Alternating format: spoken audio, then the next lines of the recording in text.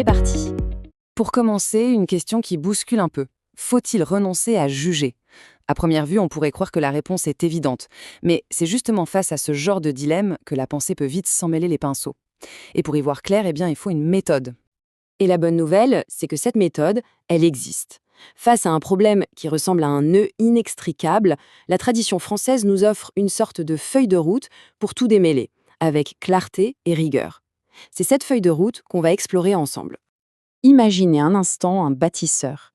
Avant de commencer à monter les murs, qu'est-ce qu'il fait? Il prépare le terrain, il s'assure que les fondations sont impeccables. En argumentation, c'est exactement la même chose. La toute première étape, et c'est vraiment la plus cruciale, c'est l'analyse. Il faut déconstruire la question avant même de commencer à penser à une réponse. Alors, pour bien déconstruire la question, on utilise ce qu'on appelle la triade de l'analyse. D'abord, le sujet. Qui est-ce qui juge? Est-ce un magistrat, un ami, un critique d'art? Ensuite, l'objet. Quoi est-ce qu'on juge? Un acte, une œuvre, une personne? Et enfin, la norme. Sur la base de quoi? De la loi, de la morale ou simplement du goût?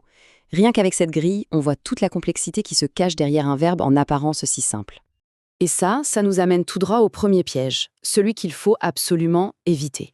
Quand on pense à juger, on pense tout de suite au tribunal. C'est une erreur. Un argument puissant, ça demande de prendre de la hauteur, d'avoir une vision large. Si on réduit le débat à un seul domaine, c'est la garantie de passer à côté de l'essentiel. Pour ne pas tomber dans ce panneau, il faut élargir le champ de vision. Et pour ça, on doit explorer ces 4 grands domaines.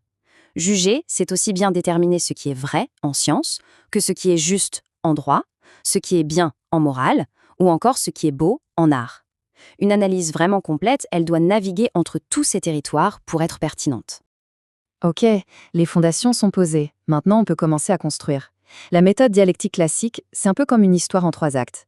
C'est une progression logique qui permet d'explorer une idée sous toutes ses coutures, pour arriver à une conclusion qui soit à la fois riche et nuancée.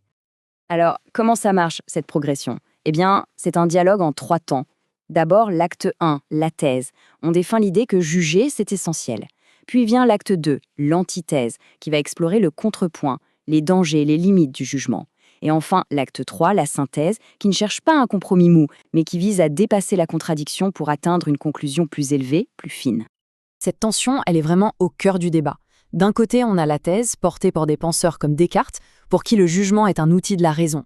Et de l'autre, l'antithèse, incarnée par un Nietzsche par exemple, pour qui juger, c'est avant tout un acte de pouvoir. La solution ne se trouve ni dans un camp ni dans l'autre, mais dans le dialogue qui naît de leur opposition. Et c'est là que tout se joue. La synthèse, attention, ce n'est pas un simple « on coupe la poire en deux ». Non, c'est une élévation de la pensée. La question n'est plus de savoir si juger est bien ou mal, mais plutôt de définir les conditions d'un jugement qui soit juste, un jugement qui s'interroge sur ses propres critères. C'est ce qu'on appelle la pensée réflexive, si chère à des philosophes comme Kant ou Arendt. Attention, deuxième grosse erreur à ne surtout pas faire.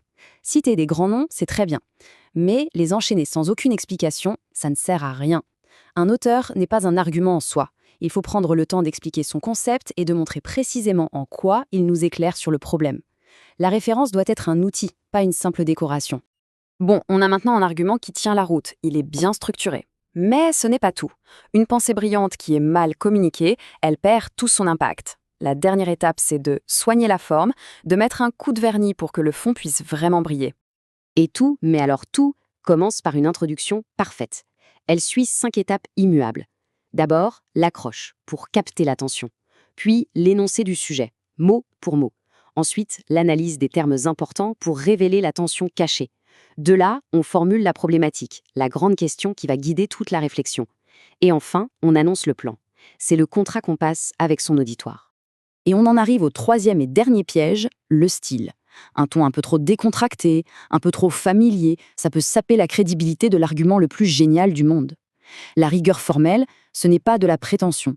C'est simplement la preuve que la pensée est maîtrisée, qu'elle est disciplinée, et donc qu'elle est claire. Concrètement, ça veut dire quoi? Eh bien, on va éviter les formules trop personnelles comme « je pense que » ou « nous allons voir ». On leur préfère des tournures plus impersonnelles qui mettent l'argument au centre et non l'opinion de celui qui parle. Ça donne tout de suite plus de poids et d'autorité aux propos. Maintenant, il est temps de prendre un peu de hauteur. Ce qu'on vient de voir, ce n'est pas seulement une technique pour réussir un examen. C'est bien plus que ça. C'est une véritable boîte à outils pour l'esprit qu'on peut appliquer partout, tout le temps. Le vrai message à retenir, le voici.